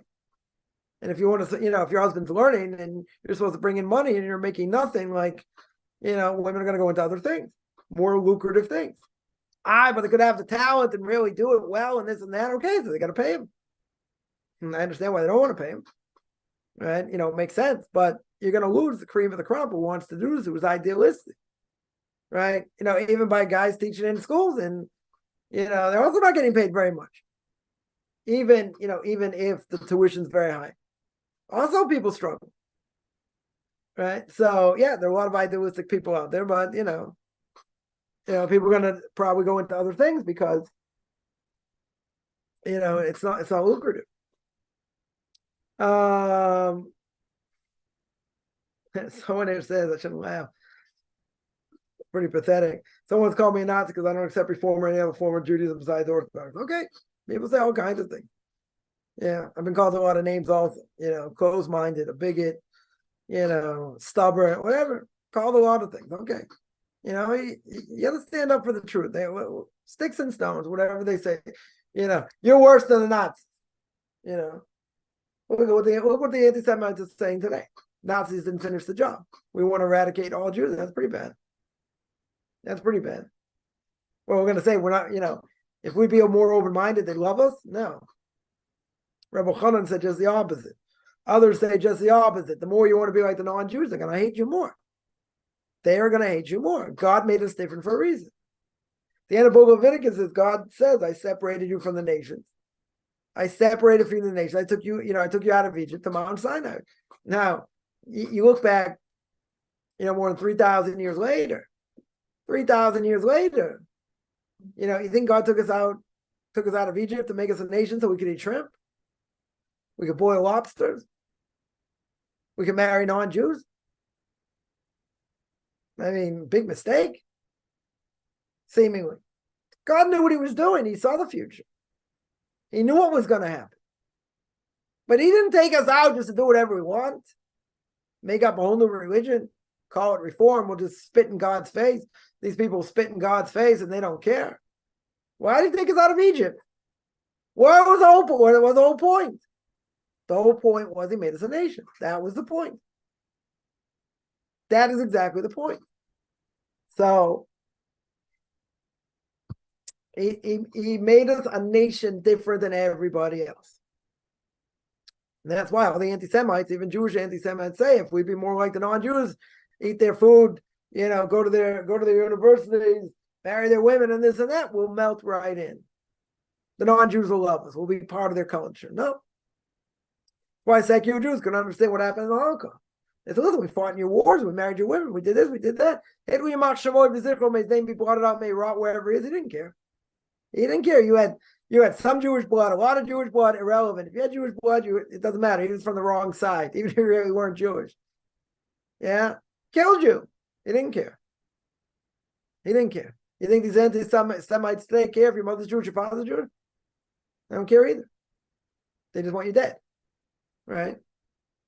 Yeah, these names hurt, but guess what? That's, these are all, I mentioned this last time, Pirkei Avos. These are all wake-up calls for us. It means we're not, for someone to come out and tens of thousands, millions of people coming out and say that Jewish people should be eradicated and Hitler didn't finish the job. This is not 1939. This is a very scary thing. There's no question. Tens of thousands, millions of people calling for the destruction of the Jewish people. Because they're doing the best not to kill human shields. They have a right to defend themselves. I mean, it's crazy. But it's a crazy thing, right? This is a major wake-up call. The only thing that's going to save us from the birth pains of coming to the Messiah, and everyone agrees we're in that time period right now. Everyone agrees. It's Torah and Chesed. That's what the Gemara says. What's going to save me? Torah is going to guard me and doing acts of loving kindness. So I asked the great rabbi once this question. When Torah Giants for the last generation, Mr. Yaakov Fisher, blessed memory. I asked him this question: what's going to save us from Chevlei Mashiach, from these birth pains of the coming of the Messiah? So he said exactly what the Gemara said: Torah and Chesed, Torah and acts of loving kindness. And I said, and is there anything else we can do? He started screaming at me. It's like, what? You think I'm a prophet? You think I know more than I know more than the Gemara? I know more than the rabbis? That's what it says. I said, okay. That's what's going to save us. Nothing more, nothing less. We got to be all in. We have to be all in. That's it. God's going to put us in a position where we're holding right now, and God forbid you get worse, to show that I'm the one in control here. I am the only one in control, and I'm the only one that can save you. I'm the only one who can do anything. It's not America. It's not it's not NATO. It's nobody. It's God himself.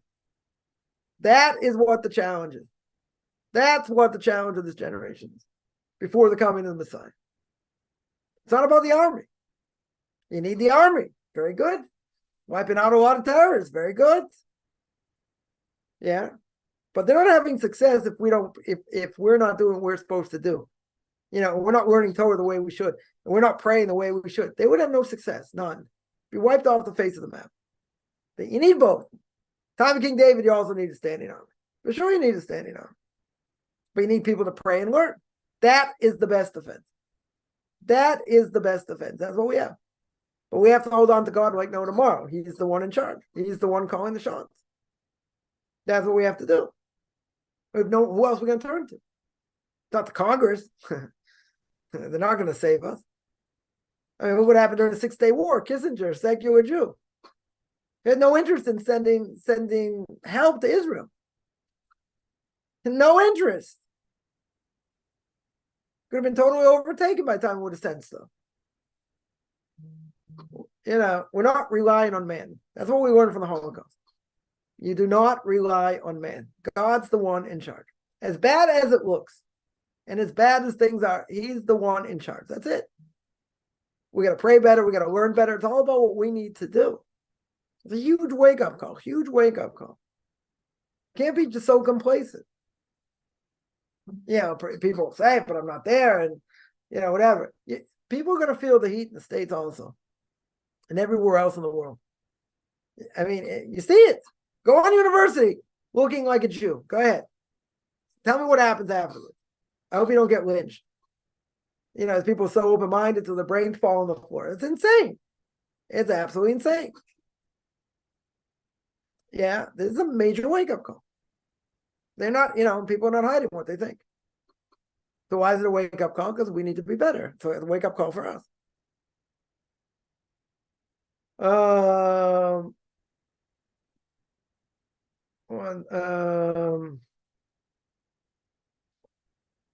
What's the that you're talking about concerning the Aliyah?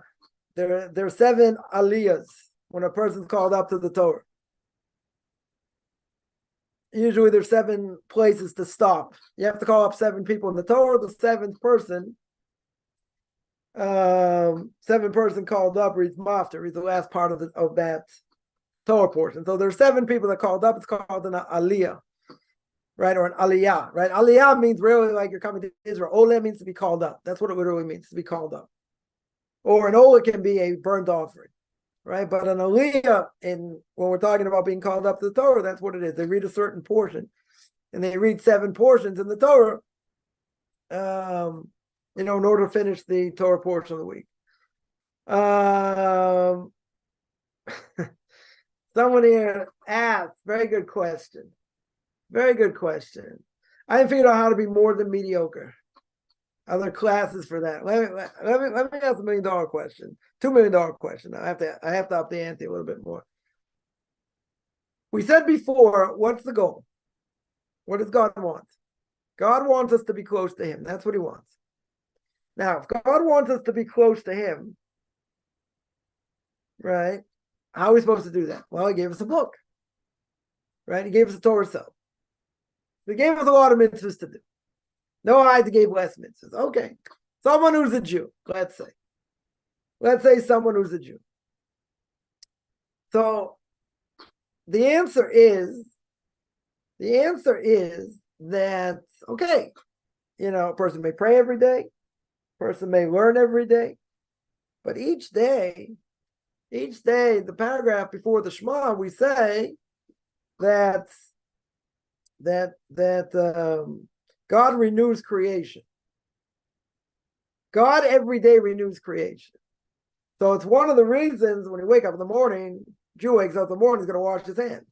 Either because his hands in the middle of the night touch places that were normally covered, so therefore you have to wash them, or because God gave you your soul back. That's why you say, kind of shaman, God gave me my soul back, so to speak. He gave me my soul back. I'm a new creation. Right? I'm a new creation. Now, what does that mean, I'm a new creation? It means it's another day. Another day to draw close to God to do Torah mitzvahs. So now you're going to tell me, okay, but I'm half asleep and I'm tired. I didn't sleep over Shabbos and I got this problem and that problem and a million other things. Okay, but that doesn't stop you from praying. Why should it stop you from praying? And not only that, the worse, the more difficulty we have, we realize that, we're limited. We're 100% limited and we need God to help us. So God gives us an opportunity every day to draw close. Right? So how can a person say, I'm just happy doing things half-baked? So you have to ask yourself the question. You say, well, I can only be mediocre. Now, why is that? You want to be like Cain and bring up dandelions to an altar? Doesn't mean we always do what we're supposed to. Doesn't mean, my Hasidic side here coming out. Doesn't mean we're always living inspired. Life beats us down. That's the problem. Okay. But day in and day out, the more I learn, or as much as I learn, what does that do? It draws me closer to God. That's what it should do. Now, if you're doing things by rote, which is akin to spiritual death, that's bad. We don't want to do things by rote. We don't want to be mechanical. Right? Again, more my Hasidic side here coming up. We want to sing and dance. We want to sing God's praise. We want to be thankful for everything we have. We want to live with the duties of the heart, what the Chos of Baba says. All over, be thankful for everything I have. That's huge. So when a person looks at that day and says, it's another day to vote as Hashem. It's another day to serve God. It doesn't matter what's going on in your life. You got an opportunity. You got an opportunity to keep mitzvahs. You got an opportunity to do what God wants. To draw yourself close doesn't mean we're going to do everything right. Doesn't mean that. We may fail a number of times along the way. Very good. Yeah. But it gives us an opportunity to serve it. It gives us an opportunity to pray. Gives us an opportunity to make blessings, whatever applies. That's huge. That is huge. That's not a small thing here. Right? If a person is just going through the motions, there's something spiritually wrong with them. And I'm going to say there's a lot spiritually wrong with a lot of people, right? Myself included. We get, regardless of where we are or what we're doing, you're doing the same thing day in and day out, or sometimes a little bit more, sometimes less, whatever it is. We don't feel so inspired. Why don't we feel so inspired? Because there's a lack in us, not in God, it's a lack in us. What's the lack? What are we lacking over here? Inspiration. Now, someone's gonna ask, I know why we have lack of inspiration. I have lack of inspiration because we're getting beaten down in life, because life is hard. Life is very hard in a lot of different ways. So the way to get out of it and the way to live inspired is to think. We always say, we may think we're an infinitesimally small speck of cosmic dust. Live in a small town, in a city, in a state, in a country, in a continent, in a planet, in a galaxy getting smaller. Why does my actions matter? Oh, says the Rambam. Says the Rambam in the Laws of Repentance, every city, every state, every place has a scale. And the scale is always going like this, up and down. Person does the mitzvah very good, goes further down. Person does the transgression, goes like this. Scale's always going like this. Every state, every country is going to get judged. When the scale is too far down on the side of transgressions, God intervenes. When, how, what, where, doesn't matter. Right? But Nefesh Chaim says, famous student of Rav Chaim of Volozhin, famous student of the Vilna Gaon, more than 250 years ago, writes, our actions matter. What I do matters. I could tip the scale right now to the side of good. All right, what we do matters so much. Look at Adam and Eve. One event, ate from the tree, that's it. Brought death to the world. That never should have been a Jewish concept. Never was. God had to go to plan B. Okay, we're not going to go there. But that shows our actions matter. Comes on the Rambam and says, my action can turn the scale one way or the other. So why don't we live our lives like that? Obvious question. Why aren't we living inspired like my action can bring Messiah today? Because we're lazy. Or we don't believe it. Or we don't see what it does. That many people say, all I can do, I'm living outside of Israel. The only thing I can do is pray. You know what prayer is? You know what the power of prayer is? It's not a flippant thing. All I can do is pray. Really? You know what prayer is? You know what the power, what it can do? Even though you just say, you don't know anything about prayer. Okay. Can't necessarily help you on that. Prayer is a very powerful thing. And everyone's going to say, that's all I can do. They don't know what prayer is. They don't have a clue what prayer is. Because it even doesn't save, a person from what they're going through now. It's going to help somewhere else. So sure going to help somewhere else. When you have no one else to turn to, when you're praying from the guts of your heart, opens up doors. Opens up doors. So I'll ask the $3 million question. How can a person strive to be mediocre?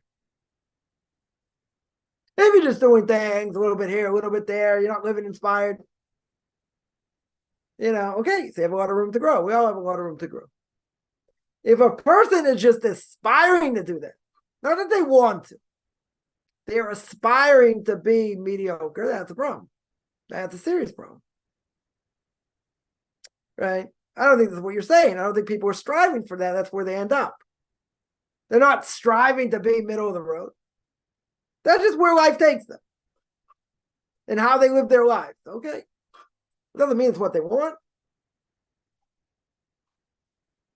King Solomon says, we said before, King Solomon says in Proverbs, you got to want it more than anything else.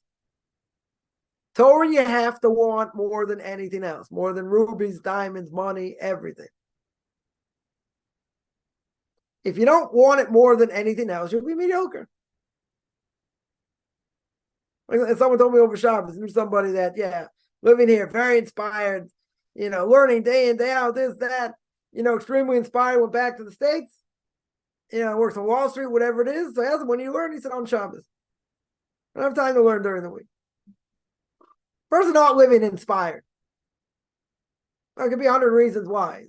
It's not really the point. The point is you got to make it a priority. You got to find time to learn. You got to make it the most important thing in your life. It's not a hobby. Like someone once told me that, you like to pray all day, I like to play golf. Prayer's not a hobby. First of all, you don't pray all day either. In the morning, 40 minutes, 45 minutes, maybe an hour. The afternoon and evening, 15 minutes each, give or take. It's an hour and a half. It's not all day, right? It's the most important thing in our lives.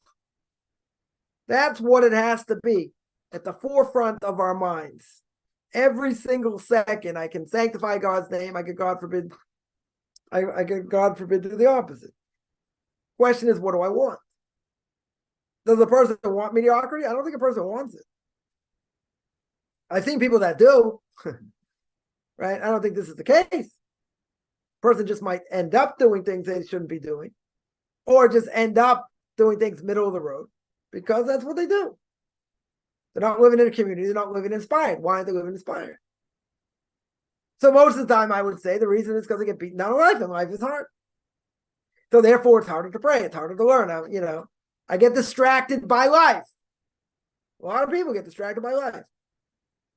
That's not the goal. You tell me that's the end result, that's one thing, but that's not the goal. The goal is to live inspired. The goal is, okay, you're going to set a certain amount of time to learn, but when you're learning, shut off your phone, you shut everything off. You do what you need to do. That's your time to live inspired. But it's hard to do it when you're getting tossed around. That's the problem. Right? That's definitely a problem.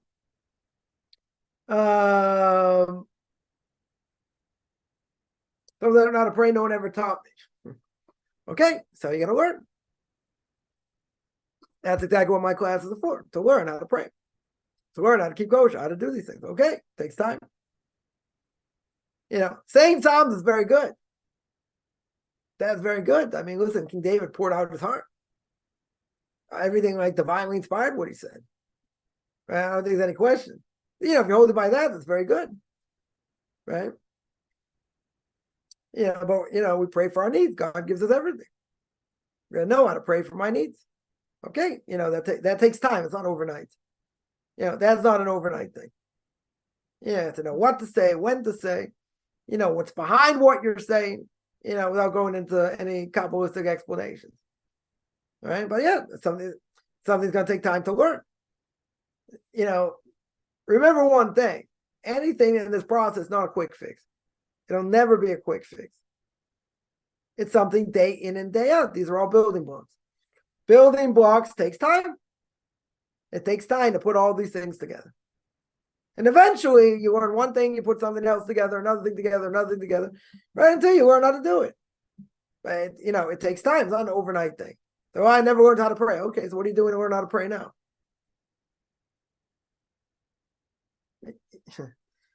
First, okay, well, I don't know this, so how are you going to learn it? How are you going to figure it out? Are you going to throw up your hands and say, well, I can't do it? I mean, it's very easy. I think it's very easy.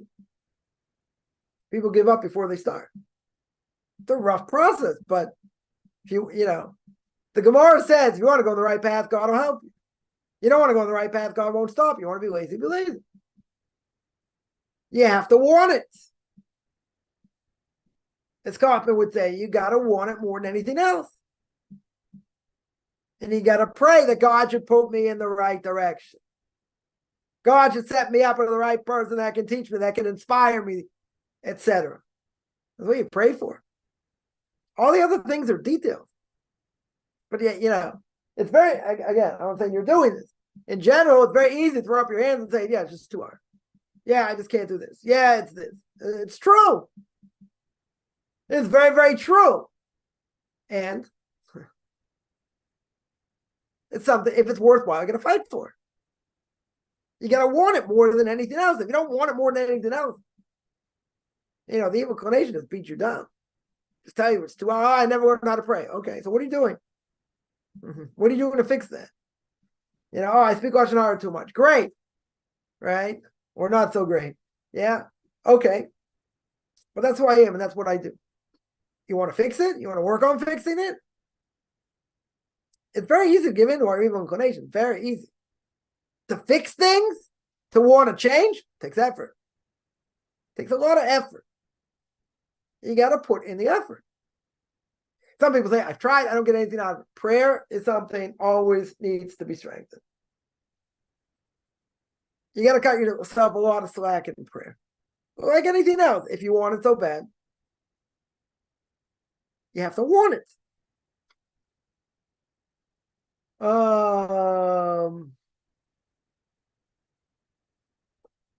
Let's say education is important to girl. Okay, fine. Everyone is at their own level. True, right? Something is a good idea. You start with a prayer book. An off-scroll prayer book. You work your way through. I mean, you have to know what to say each day, whatever. But you got to start somewhere. It's not a question of, oh, my parents did this, they thought that. Doesn't matter. It's irrelevant what our parents thought, what they did, and everything else. When our parents did what they did, fine. You want to have this connection to God, you got to do it in the right way.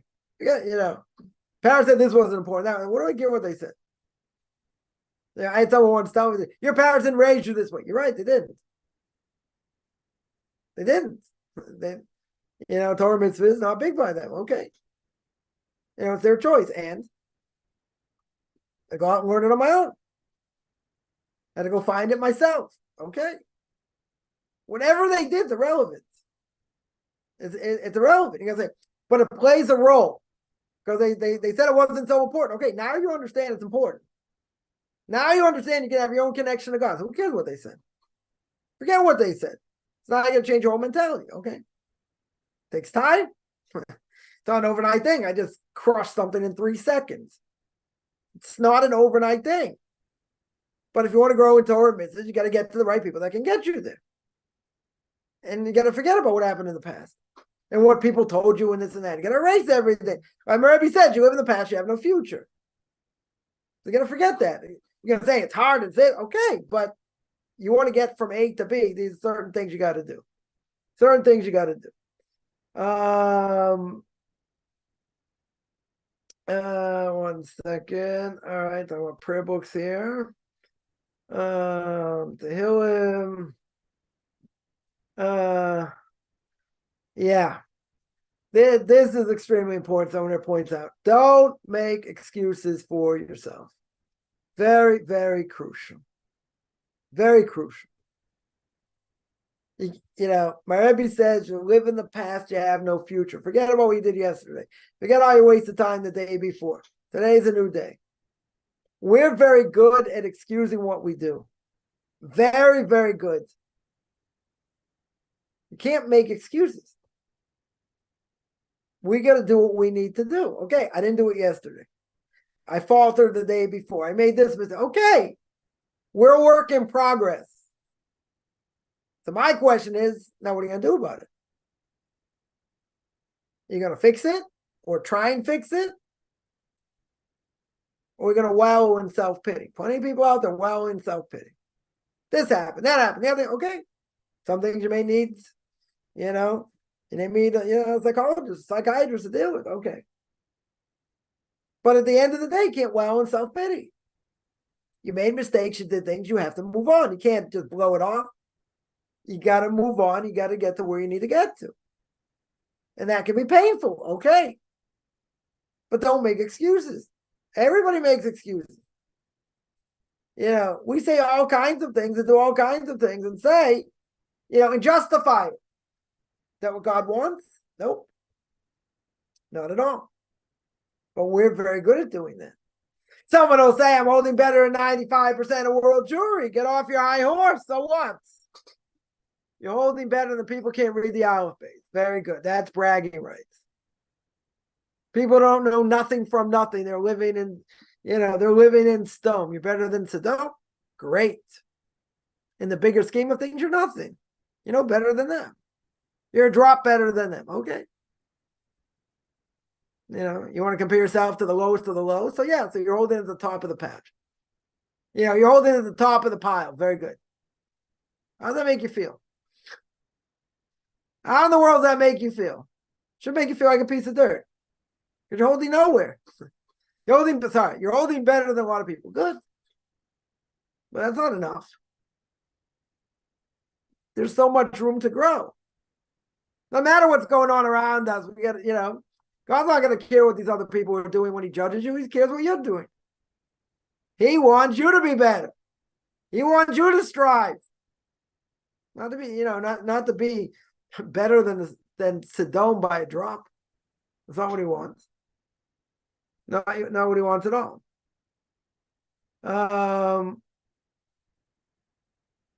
One second here. All right. Prayer books here. Fine. What's potential really from a Jewish perspective? Potential means like this. You have room to grow. You don't know what you don't know where the top is. Right? You could learn and learn and learn. There are a lot of different levels. You could have things inside of you that God gets out. He squeezes you like toothpaste in order for you to get to a certain point to be able to help others in different ways. Right? Potential literally it means I'm given a message in this world. Right? God gives me a message in this world. Puts me in this world for a specific purpose. Now you're going to say, but I don't know what that purpose is. Good. So we want to utilize whatever good things that we have at our disposal that we're good at. Now everybody's got something they're good at. The question is, how does it manifest itself? If you would have asked me 15 years ago, I'd be doing what I was doing, I would have said no. Not in this capacity. I would have thought other things, but not in this capacity. Person has to be driven by something. Right? A lot of people are very much into chesed, acts of loving kindness. Other people into giving charity. Other people, working with organizations. Other people, who knows? A lot of different things. Potential is equivalent to be given a purpose in this world. But you're going to say, I don't know what my purpose is. So we mentioned what a person's potential purpose could be. Right? Or what they're here to fix. But the bottom line is we're here to draw close to God and help others as much as we can. Now, some people can do that physically because they have money. Other people can do that if they don't have money. They want to make the world a better place. But how are they going to do that? How are they going to help others? Right? Some people like to help others more than other people. You'd be surprised. The story of David Dryan. Anyone know who David Dryan is? David Dryan was a Jew it was in Manchester, England.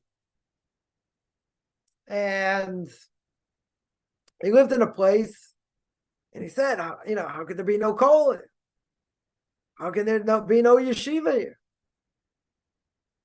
And he was an average Jew. He wasn't anything, special in spiritual terms, and in knowledge.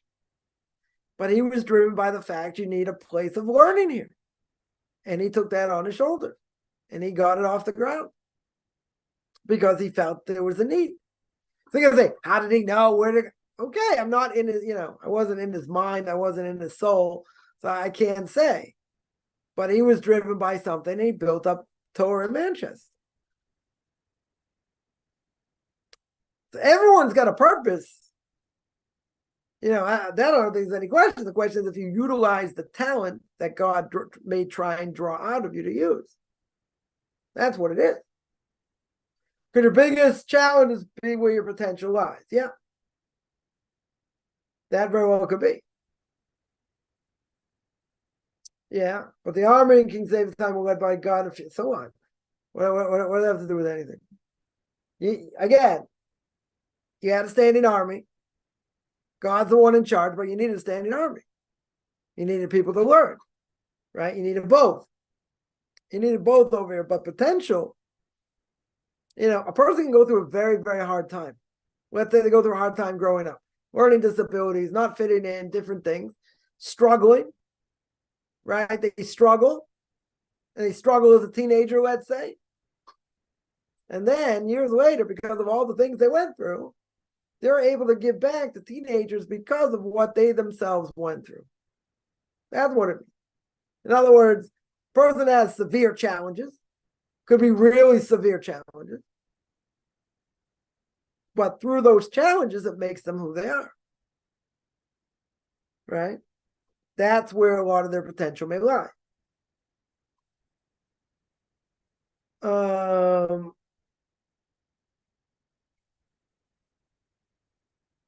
Can prayer and tshuva be a potential purpose? Prayer is always expected.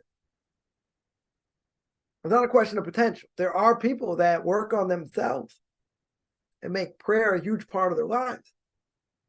That's no question. Is that a person, someone that leads to chesed and other things? Prayer you always need. Prayer is that connection between you and God. Right? Now, let's say person many times have their back against the wall. They have nowhere to turn. So where's God directing them? To him.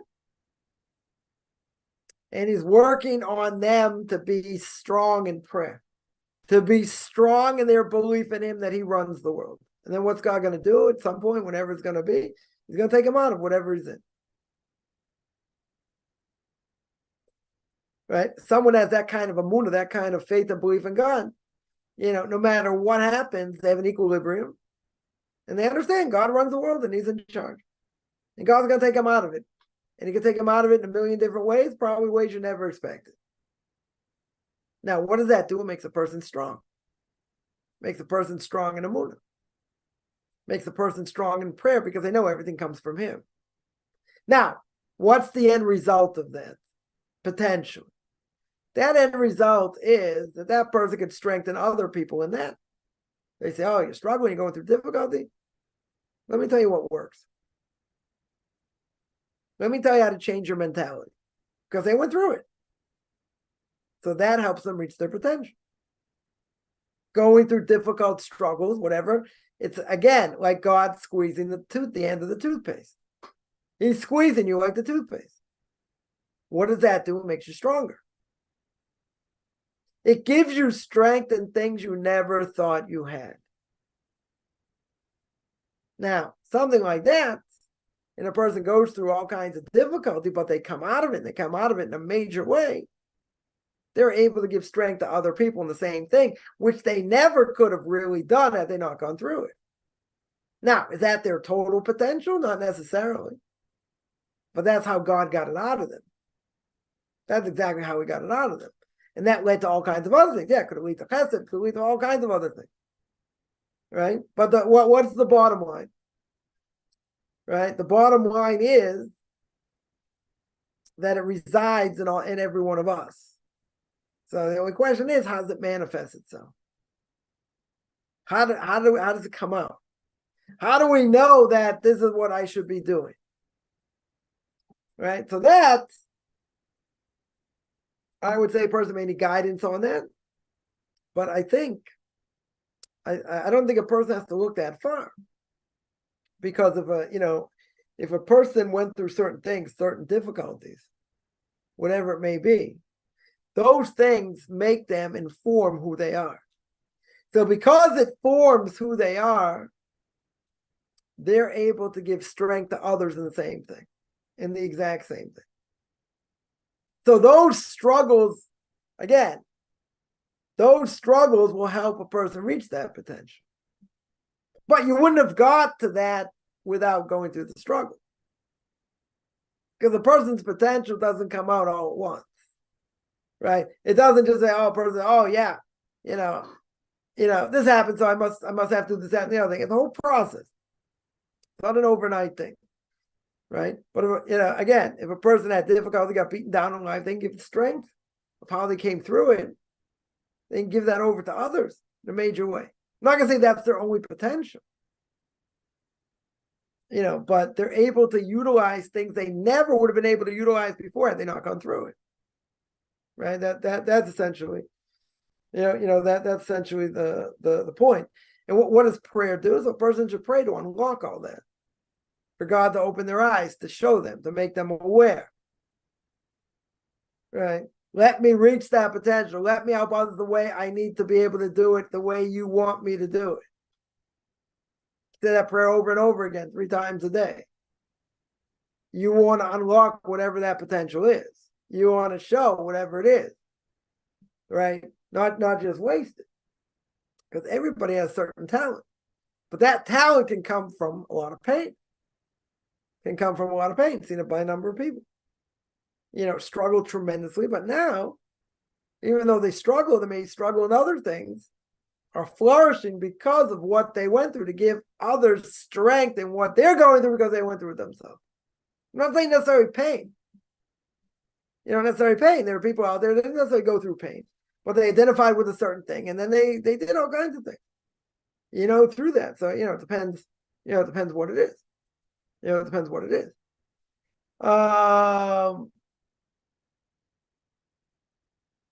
Yeah, let me see. Any other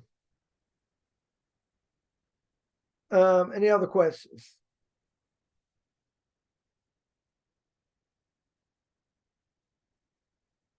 Right? You got to, this is something you got to pray for.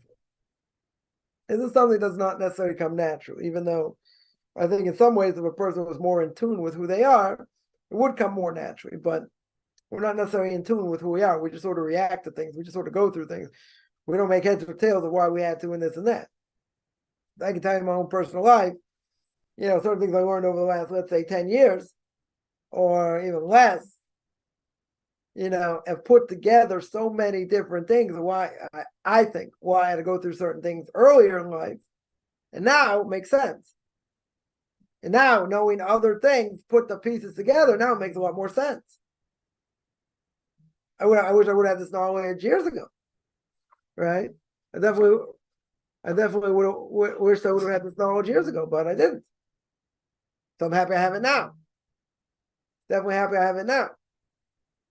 So bottom line is, how do you get your prayers answered in general? Again, you have to pray from the depth of your heart. You have to want it more than anything else. You have to beg for God's help. That's what it is. But you have to always see, as we always say, you got to see the bigger picture. You have to see what's going on in the world, right? How it affects me, what I'm supposed to be doing. How am I supposed to look at things that I have or I don't have? Right? If you live the Chovos V'Vavos, you don't worry about anything.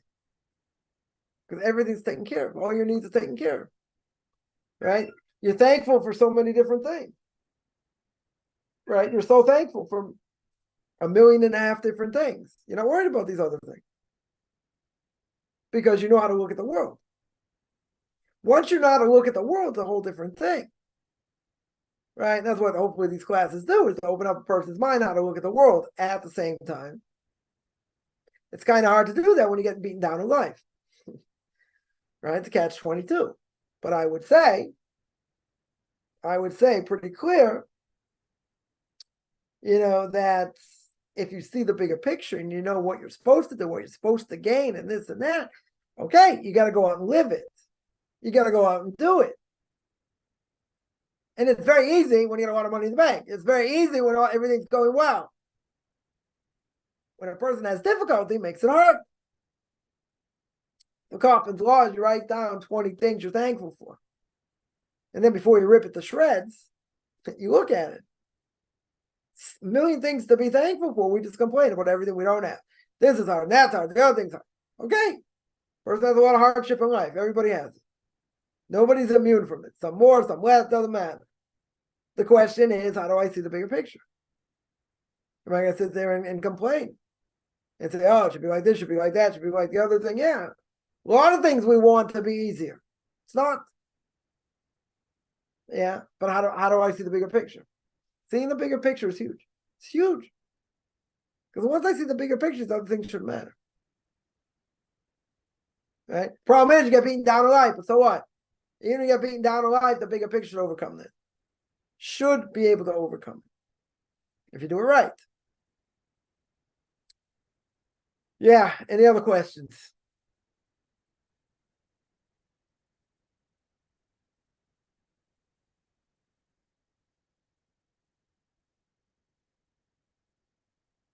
All right, I'm gonna stop here. I do this every Sunday, 9 o'clock Eastern time, 4 o'clock Israel time. Anyone has any questions, you can find me on Facebook at Michael Chaim Kaufman, Beyond Orthodox Conversion Judaism, orthodoxconversion.com. You can find me Beyond Orthodox Conversion Judaism on YouTube. There I got videos on Torah portion of the week, Book of Leviticus, Q&As, Ethics of Our Fathers, controversial issues. Want to send me an email, rabbichaimkaufman@gmail.com. RBBICHAIMCOFFMAN@gmail.com, whichever good beginning day, middle day.